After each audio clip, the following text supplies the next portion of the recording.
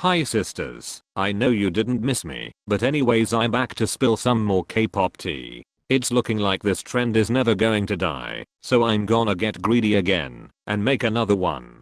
I tried to think up some new opinions, so without further ado I'm just gonna get into it. Again, try to ignore the bad spelling mistakes, because I'm just lazy. I hate this robot voice too, but using my own voice takes a lot of work, so deal with it. 1. Produce 101 could be such a neat show if it wasn't executed so horribly. I actually haven't finished a whole season of Produce before, since the episodes are so long, but I did watch up to episode 4 or 5 of Produce 48, 3 of Produce X 101, and I actually forgot where I was for Produce 101 season 2. I wanted to try and finish Produce X 101 while it's still going on, but all the main seasons are boring because all the songs are just bad, like except for BTS and maybe 101. But anyways, we been knew the Produce series is rigged, but I feel like a series with the type of concept that this show has would be such a good show, and maybe if they weren't so racist like to the Japanese trainees in Produce 48 and to Samuel in Produce 101 season 2.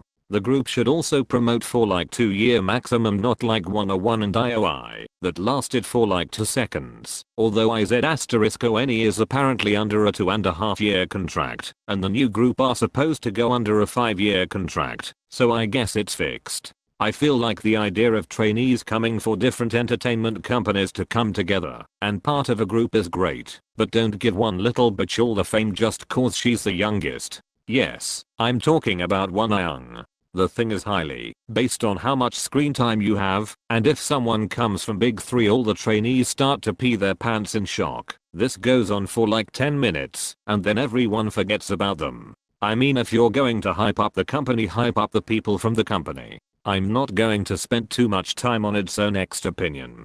2TXT is going to just flop in a weird way if Big Hit does everything they did with BTS with them. Honestly, fuck the tea time shit. I never watched Bangtan Bombs anyways, but I feel like whatever Big Hit has BTS 2TXT is doing too, and it just isn't working. Yeah, it's a way to connect with fans, but couldn't you just use VLive?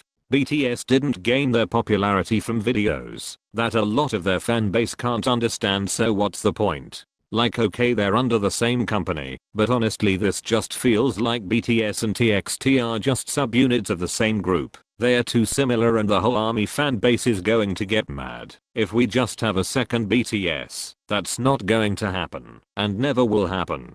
Something needs to change with TXT, or they really won't have much rising popularity. But just don't try to make mental health and loving yourself into a concept, because although it's a great message, it's simply starting to just get old since tons of other groups are doing it.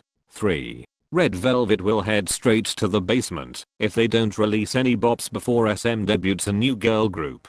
Red Velvet's last full bop was Bad Boy, but after that we just got noise after noise. Power Up is just kind of weird, and really Bad Boy is Bad Boy Wamat version. Zimzalabim is just plain weird, and Wendy sounds like a whole sim. And although the side tracks are okay, not as many people care about those. We are looking for the song with the MV, and that's the TCs. If I go looking at Red Velvet for the first time and see Zimzalabim as their newest release, I'm gonna watch it and be like, what the fuck is this? They're wearing pure trash bags from my grandfather's garage, like seriously. Red Velvet debuted in 2014, so it's been like 5 years, so maybe in around a few months to 2 years SM will get its new girl group debuted. And if Red Velvet is just going to come out with trash, then really what's the point? Why stand these old ladies releasing trash when I could stand younger people? I'm probably just going to wait around, and if they come out with another bad song I might unstan. I love the girls, but I'm not going to stan. If they look pretty I'm going to stan. If their songs are pretty,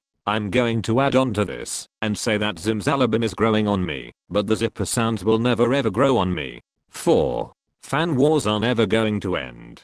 This is a fact. People keep saying that when 2 K-pop groups collab, all fan wars will end. I hate to break it to you, but if EXO and BTS collab, the 2 fandoms are still going to have fan wars. There is never going to be a way to stop tons of people from doing something, no matter how much you want it. I'm not saying fan wars are good, because they are clearly not, but nothing is going to change the fact that tons of EXO-Ls hate BTS and tons of ARMYs hate EXO. Having them collab is not going to change much. If there is still Seungri supporters after all this, there's still going to be fan wars. 5. Being part of two fandoms that often have fan wars doesn't make you superior. Honestly, this is just annoying. Let's say I'm a once Blink, a supporter of Twice and Blackpink. Does that make me better than people who stan Twice and dislike Blackpink and people who stan Blackpink and dislike Twice? No. Especially when you try to flex it. It just makes you look like a clown. I'm not saying you can't be a multi and like these two groups, but when you start to believe you're better than others, then that's when you need to zip it. I'm not talking about ARMY onces or Blink Ls. I'm talking about ARMY Blinks, ARMY LS, ONCE Blinks, and others. When you try to flex it, you look like a fool and need to go sit the fuck down, because nobody really cares. Back the fuck off. 6. Streaming so much to the point where you're not getting sleep is unhealthy and gross. Streaming really doesn't even need to matter. I stan BTS, Twice, and Red Velvet, but I only streamed Boy With Love like 4 times, Fancy twice, and Zimzalabim like once. Not because I hated the songs, but because I just don't see the point of streaming so many times that you have to take off work and school and skip sleep. It's just unhygienic and nasty. I understand that you want to break records, but don't try too hard to where you just have to do things like that. It should be self-explanatory, hygiene and sleep over K-pop, but I guess people don't understand that. 7. Even if you aren't of said culture, you are allowed to say whether someone might be offended when someone does CA. What I'm trying to say is that you have no right to be offended, but you can say when someone might be offended. For example, I'm not black, but let's say a group like maybe Momoland had box braids. I'm not offended, since it isn't my culture, but I will say that someone else might be offended because it's of their culture and how they get treated when they wear the same hairstyle. I don't think you need to prepare a big speech or anything because you aren't the culture, just something small. You do, though, have no right at all to get offended unless you are of the culture. This literally makes no sense, but I hope you understand what I'm trying to say here. 8.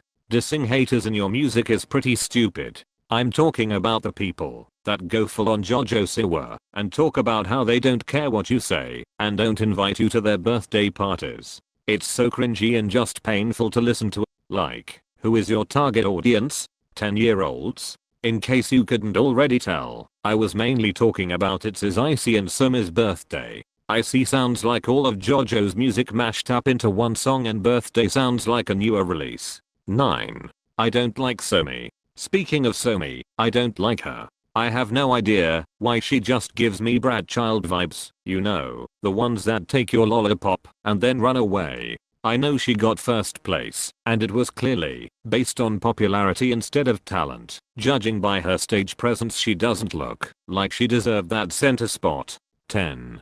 K-pop groups shouldn't release remixes. Leave that to the professional. The remixes are never good, they just put noise on top of noise and release it to fill a spot in the album. I'm not talking about McDrop, because that was a collab, the company didn't do that themselves. I'm talking about D4, Dalla Dalla, and Want It. The originals are bops excluding D4, but the remixes are trash. JYP probably didn't know what else to put in, it's his first comeback, so they remixed their 2 other tracks to make it seem bigger than it actually was. Blackpink's album was clearly rushed and wasn't supposed to be released that early, but YG needed money, so they just threw some songs together that are probably like 5 years old and then remixed their most popular title track. So since I'm starting to get tired of this, that's the end of this video. I will probably make another one so I can silently hate on more people and be protected by the unpopular opinions title. Goodbye, and make sure to eat fruit and go to church for good health.